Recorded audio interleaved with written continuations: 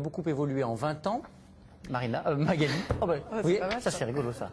L'habitude. Ah bah oui. Il y a encore quelques années, ils étaient qualifiés de charlatans par l'Académie de médecine. Aujourd'hui, les ostéopathes réalisent 15 millions de consultations par an. L'ostéopathie est plébiscitée par les patients et depuis 2002, elle est même reconnue par la loi. Les consultations d'ostéopathie ne sont pas pour autant prises en charge par l'assurance maladie et surtout, cette loi a permis de fixer des limites claires à l'exercice de cette profession. Les ostéopathes n'ont pas le droit de tout faire. Explication de Maxime Souville, Johan Pélisson et Cécile Garnier. Qu'est-ce qui vous amène? J'ai mal au pied en fait. Vous avez mal au pied, d'accord. Alors, quel pied? Le pied droit. Le pied droit? Un accident de football il y a quelques mois, une douleur qui le gêne de temps en temps. Baptiste a décidé de consulter un ostéopathe pour se faire soigner. La consultation commence par un interrogatoire. Des troubles digestifs associés? Ballonnement, constipation, diarrhée? Non. Ok, il y a le pied à la base, mais mon but c'est quand même de regarder et de traiter Monsieur Charpentier dans sa globalité. Et donc, malgré son traumatisme au pied, il y a peut-être d'autres choses à lever pour qu'il récupère un maximum de mobilité. Ici, doigt moi, recule bien jusqu'au pli du genou. À la différence de la kinésithérapie qui se focalise uniquement sur la zone douloureuse, l'ostéopathie envisage le corps dans son ensemble. La douleur au pied a pu entraîner un déséquilibre, c'est tout le corps qui est examiné et éventuellement traité. Par ces questions lors de l'entretien, l'ostéopathe détermine aussi si son patient relève bien de son champ de compétences.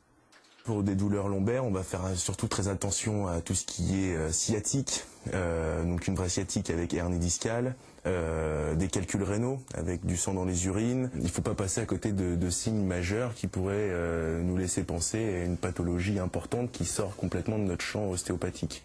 Lorsqu'un ostéopathe décèle une fracture, soupçonne une sclérose en plaques ou une tumeur, il doit passer la main et rediriger son patient vers un médecin généraliste ou un spécialiste. C'est ce qu'apprennent ces étudiants en ostéopathie.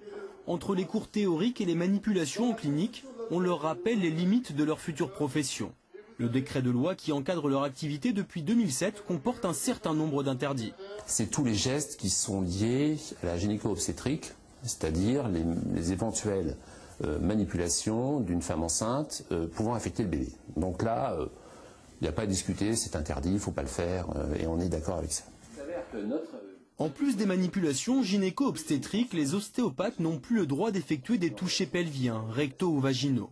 Enfin, certains actes ne peuvent être effectués qu'après obtention par le patient d'un certificat de non-contre-indication chez son médecin. Il s'agit des manipulations du rachis cervical et pour les bébés de moins de 6 mois, en plus du rachis, des manipulations de la face et du crâne. Voilà, donc la limite du geste est la compétence. Pas de panique toutefois si lorsque vous vous rendez chez votre ostéopathe sans certificat médical, il commence à vous traiter au niveau du cou.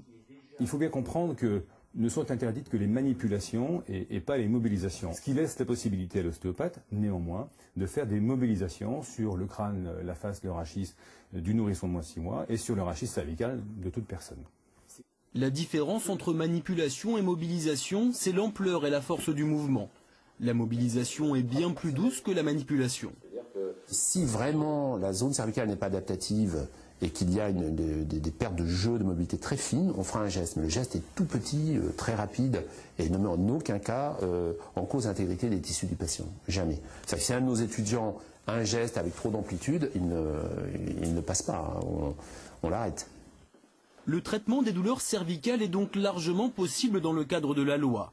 En revanche, les syndicats se plaignent de l'interdiction du toucher rectal.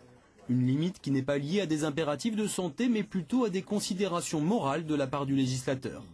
Si quelqu'un vous retire la chaise et vous fait une mauvaise farce et que vous tombez sur les fesses et que vous vous enfoncez le coccyx, eh bien vous serez bien content de trouver un ostéopathe capable de vous faire un toucher rectal de façon à faire disparaître les douleurs qui sont quand même très vives. Et en grande majorité, je pense qu'aujourd'hui, les gens qui le font et qui le faisaient jusqu'en 2007, ce sont les ostéopathes. Donc ça, là, il y a un vrai problème. Les syndicats négocient actuellement une révision de la loi visant à supprimer certains interdits. En échange de quoi, ils proposent au gouvernement de durcir les critères d'agrément des écoles d'ostéopathie. Des critères qu'ils jugent laxistes. Une école peut être agréée dès 2600 heures de formation. Les professionnels estiment qu'il en faut plus de 4000 pour former de bons ostéopathes qui feront courir un minimum de risques à leurs patients. Alors on enchaîne avec vous, Jean-Claude Amezen. On rappelle que vous êtes notre chroniqueur spécialiste des questions.